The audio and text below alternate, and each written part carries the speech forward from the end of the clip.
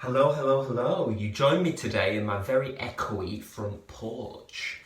I'm actually sat with you now on a welcome mat, by which I mean a literal welcome mat, not that sort of patch of hair that some men have at the foot of their back. That's not a critique of welcome mats of either description, by the way, but more just a description for you, for those of you who like the details. So I realised I've never filmed in the porch before, and I may live to regret it, but the weather is still very sort of warm and there's good light at the moment, and I thought, well, why not? We've not been here before. Camera's propped up on a yucca plant, which might be the most middle class thing I've ever said in my life. And in place of my usual customary tea, I've actually got water today to keep hydrated and so on and so forth. It's very important. So I've done all that preamble and not welcomed you properly. Welcome to The Library is Open. The library is open in my front porch, if you don't mind. Thank you so much. So I hope you brought your library cards.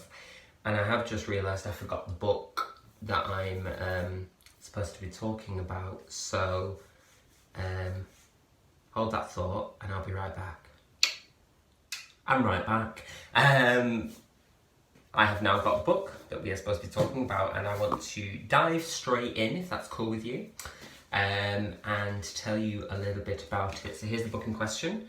It's Aimee Bender, The Butterfly Lampshade, and I just want to preface this a little bit by saying that the reason I chose to talk about this one is because I've been looking for an excuse to chat a little bit about Aimee Bender, who is one of my favourite authors. Her other works are, she has 2 full-length novels, The Particular Sadness of Lemon Cake, which is wonderful, and An Invisible Sign of My Own, and then 3 short story collections, which are, let me just check, yeah, The Colour Master, Willful Creatures, and The Girl in the Flammable Skirt. She's been very, according to her bio, widely anthologised and translated into 16 languages. There's never an author photograph of her either, which I kind of like in a way. It makes her feel quite mysterious. I don't think I've seen what she looks like. I suppose that's quite an interesting conversation about authors or writers generally, isn't it? Is it important to know what people look like or not? I don't know. Anyway, Aimee Bender as an author, which I'll use this opportunity just to talk a little bit about her more broadly, why I like her. Sort of skirts like the border between contemporary fiction and fantasy, with like elements of magical realism as well, but it's really not easy to edge her into a category. So she does these sort of novels and short stories that are all set in the real world as we know it, but with circumstances that are very much not informed by the real world, but also not completely into the sci-fi fantasy genre. So for instance, there is a short story of hers, I forget the name, it's beautiful though, about someone who comes upon someone who sells words but made out of the things that they're the word of. So for instance, if the word is gas, it's made of gas, and you can buy the word gas made of gas, things like that. So it's sort of like reality slightly skewed. And in her novels, she kind of does something similar. So in The Particular Sadness of Lemon Cake, this is about, it's about a young girl who can taste emotion in food, and sort of what her experiences are. And the Butterfly Lampshade kind of continues in that similar sort of vein of like real world characters that we recognise in unusual circumstances. So I will try and explain a little bit about it, although her novels are very much, I guess, character/situational studies, in the sense that while there are complete plots and arcs and so on and so forth, it's not necessarily event to event to event to event. They're more reflective and about the thoughts and the psyche of the narrating characters and so on and so forth. So in The Butterfly Lampshade, published this year by the way, it's a brand new one, and she hasn't had one out for a fair while, so I've been waiting. I do want to share actually the opening you know, I have a quote sometimes from someone else at the start of the book that that leads in. And the opening quote is, "I'm still asleep, but meanwhile facts are taking place," which I just thought is lovely. So the plot concerns a young girl called Francie, whose mother has a history of mental health issues. And one night her mother has a psychotic break and smashes her own hand with a hammer. We don't actually see that scene, it's not graphic in that sense, it has more of a dreamlike quality, but it did really happen. Basically then a chain of events is set in motion where her mum's taken to a psychiatric facility, and she has to go into the care of her aunt and uncle. But in the meantime, between being transferred to live with them, so I've got a really itchy arm, she stays overnight with a babysitter who also works at her school, and the babysitter has a butterfly lamp, so a lampshade with butterflies on. Anyway, the next day, which Francie is very enamoured of, the next day she wakes and there is a glass of water underneath the lampshade with a dead butterfly in it, which Francie then drinks and swallows the butterfly whole as well. And this sort of sets off a chain of 3 separate events whereby, how's the best way to explain this? She experiences things and then discovers like a dead version of that thing that's appeared as if from nowhere. So another example would be she finds a worksheet after school of various beetles and puts it in her bag, and then when she comes to look later in the bag there's a dead beetle. And then later on when she's at a friend's house, there are some curtains with roses on, and then she walks into the room one day and there are 3 dead roses. So she sort of comes to the conclusion that these are connected events, e.g. the roses have come out of the curtain, become real, but also instantly died as well. And she sort of starts to question whether she has or rather is exhibiting signs of mental instability, as was her mum, or what her connection to reality or imagination or dreams is, what world is she living in, and whether this is something that she has to be concerned about, and whether it has an implication for the rest of her life. Sort of meanwhile, we go back and forth in the book as she constructs her journey from being at her mum's in Portland and going to stay with her aunt and uncle, where she gets on a train in like a sleeper car sort of thing, and then she meets these 2 people, mysterious people who may or may not be connected to the beetle and the butterfly and the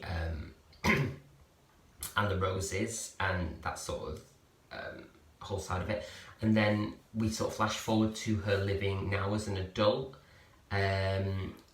She works repurposing antiques and secondhand things and then selling them on. But she's still trying to, in the back of her mind, reconstruct what happened in her past and get full answers. So she ends up building this sort of memory tent in her apartment with the help of her niece, who had just been born when she came to live with her aunt and uncle. And sort of in the memory tent, she's able to sort of regress back and re-examine key episodes from her life with her mum, and things that have happened that she may have repressed, and so on and so forth, and that becomes almost a tent alive with like living thoughts and memories. It's like a really sort of fascinating idea about perception. I was having a conversation about perception actually the other day on Facebook, in terms of free will, decision making, perception, ideas around when we make decisions, do we really make decisions? Are we making decisions and also recalling memories and important incidents because they actually were important, or because there is another sort of power that acts on that, and then also whether truth or perception is the more powerful and should be discounted or not. So that felt like it all came into place here, because there aren't, what Aimee Bender's brilliant at is just giving us, this is what happened. She doesn't necessarily draw conclusions, but it's not frustrating in the sense of, you know, sometimes when you're reading a book and there are no answers and you sort of suspect that the author doesn't really know the answers and that's why they haven't supplied them.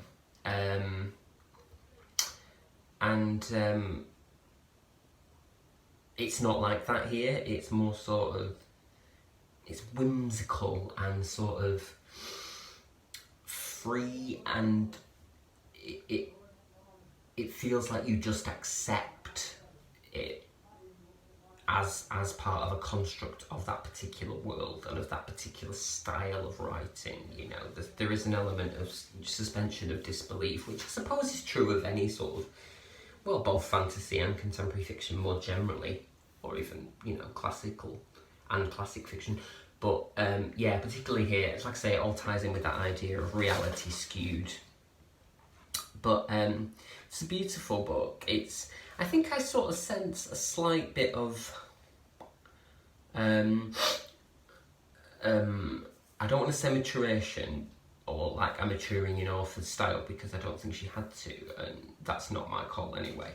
But I think a sort of shift towards how she structures. But I think that's probably true of most authors as they go through their careers.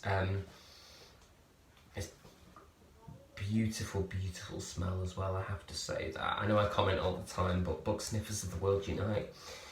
It's gorgeous.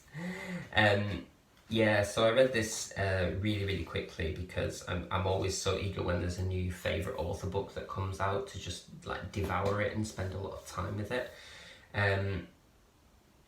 The sort of use of the butterfly is really interesting as well, in terms of the swallowing of the butterfly, which comes to play a role later on is sort of mirrored in her mum when she's in the middle of her sort of break, says that Aimee has a bug inside her, and it's dismissed as a sort of rambling or, you know, incoherency of her mum. But when she actually has the drink, she sort of tells her mum there actually is a bug inside me, which knocks her mum for six.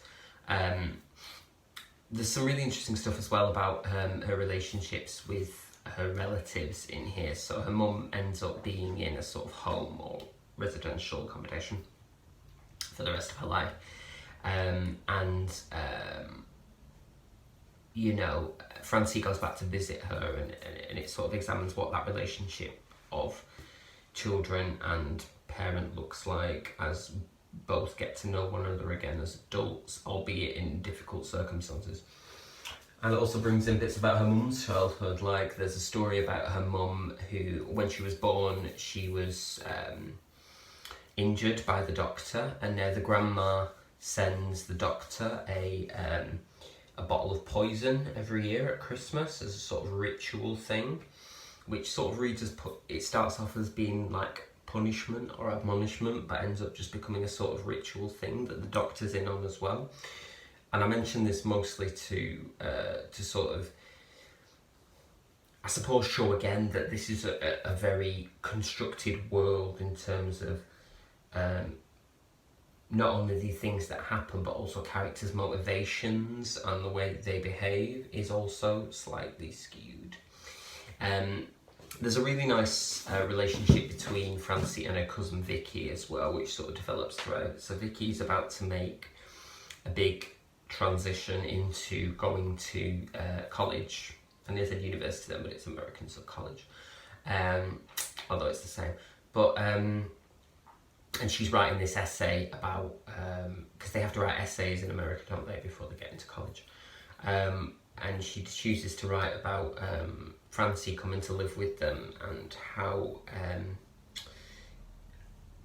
when Vicky was born, Francie started to ask her auntie if she could be locked into her bedroom every night, because she has this sort of strange intrusive thought when the baby's first been born and the fontanelle is still prominent.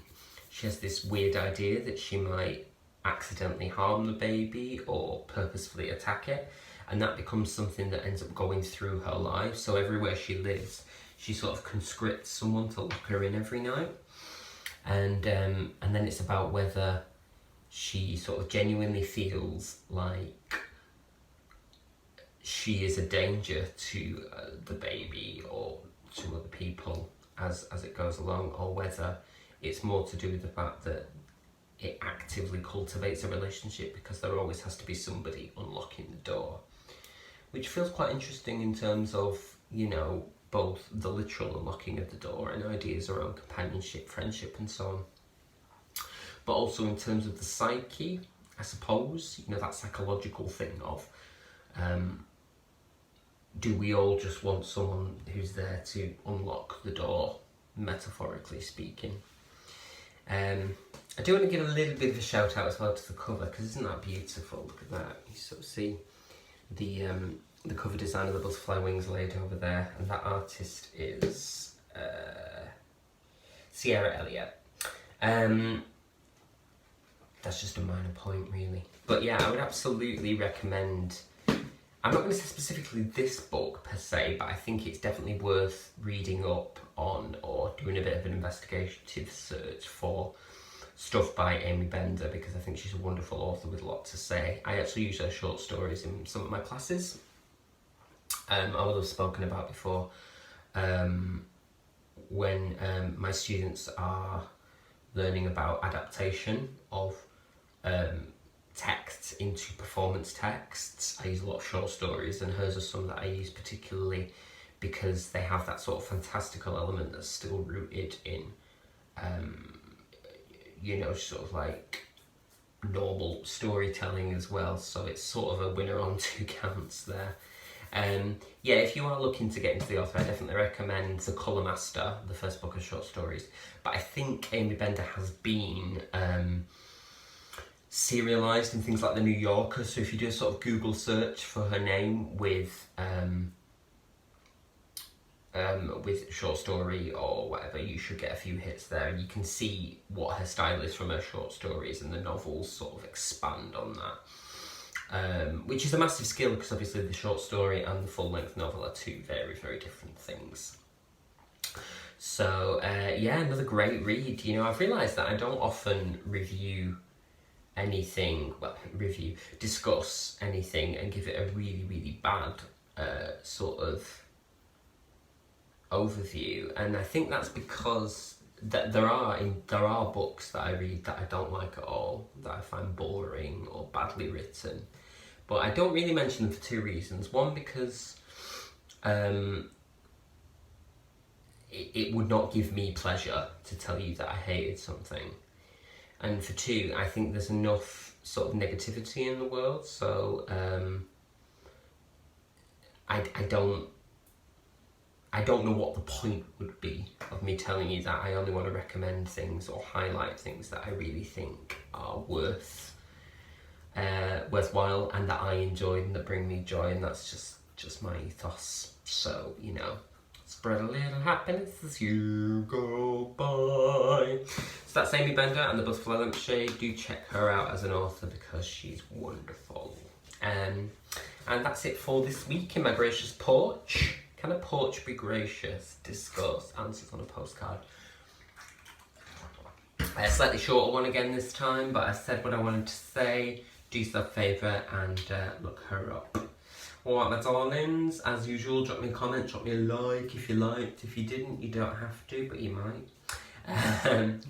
I will see you in the very next episode of this, when I will be taking on a quadrilogy of books. Ooh, is she mad? Can she do it? Let's find out. Alright, take care, put that library card safe, for the library is now officially closed. Much love to all of you. Bye.